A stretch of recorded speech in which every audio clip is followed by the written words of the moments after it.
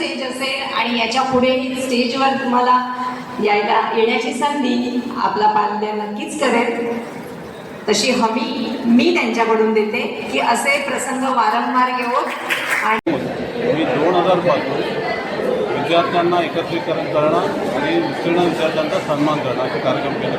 माझ्या पहिल्या विद्यार्थी सत्काराच्या कार्यक्रमाला जेव्हा मुंबईचे अध्यक्ष विनोद तावडेजी उपस्थित होते, खूप पाऊस पडत होता, अगदी वस्तीमध्ये पाणी साचलं होतं, तरी विनोदजी त्या कार्यक्रमात आले आणि त्यांनी विद्यार्थ्यांचा सन्मान केला.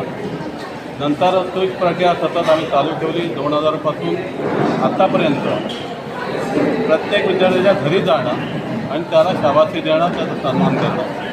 याच्यामागचा उद्देश असा होता की घरी गेल्यानंतर त्याच्या पालकाशी बोलता येतं, पालकांची काही अडचण असेल समजून घेता येतं आणि विद्यार्थ्याला सन्मान करणं येतं. आता मी प्रत्येक वर्षी साधारण यावर्षी आमच्याकडे 21 नाव आहे.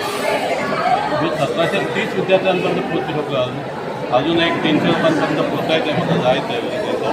आता प्रत्येक वर्षी असो आमच्या या कारकिर्दीमध्ये 27 विद्यार्थ्यांना भेटणं हा सगळ्यात मोठा उच्चांक होता.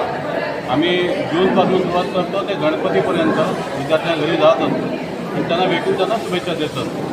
पण आता यावर्षी थोडा भेटता लक्षात आलं की अरे विद्यार्थी तर उत्तीर्ण होतात, विद्यार्थी हुशार असतात, अभ्यास करतात, पण याच्यामागे जास्त मेहनत असते ती त्यांच्या पालकांची, आणि आपण पालकांपर्यंत तरी पोचतच नाही.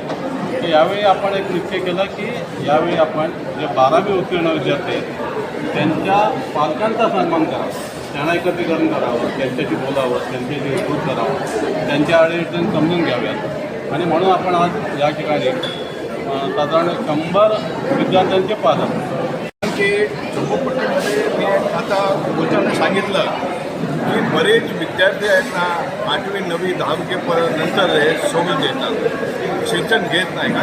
आणि शिक्षण काय माहीत आहे की या युगामध्ये म्हणजे या सायन्स युगामध्ये इथं महत्त्वपूर्ण एक स्थान ठेवतो. आणि शिक्षण घेतल्यानंतर विद्यार्थ्यांच्या लोकांचा म्हणजे विकास होतो आणि त्या विकासाकरता आपल्याला शिक्षणाला प्रोत्साहन द्यायला पाहिजे.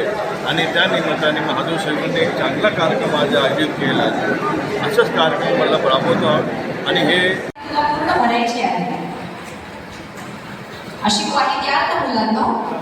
ती फाईल पूर्ण प्रमाणपत्राने भरली पाहिजे, एवढं यश मिळवा आणि इथे आम्हाला स्टॉक वाढवला पाहिजे, इतकं यश मिळवा. खूप खूप शुभेच्छा. त्यानंतर आपण थोडं थांबूया आणि आपल्या आजच्या कार्यक्रमात परीक्षेतील हे यश त्या विद्यार्थ्याचं नाही तर पूर्ण कुटुंबाचं असतं. आणि सगळ्यात महत्त्वाचा हातभार जर कुणाचा असेल तर आई बाबांचा असतो. आणि म्हणूनच आई बाबा हे आपल्याला पूजनीय आहेत, त्यांचे खरोखर आभार. यानंतर रितेश रवींद्र हुडेकर.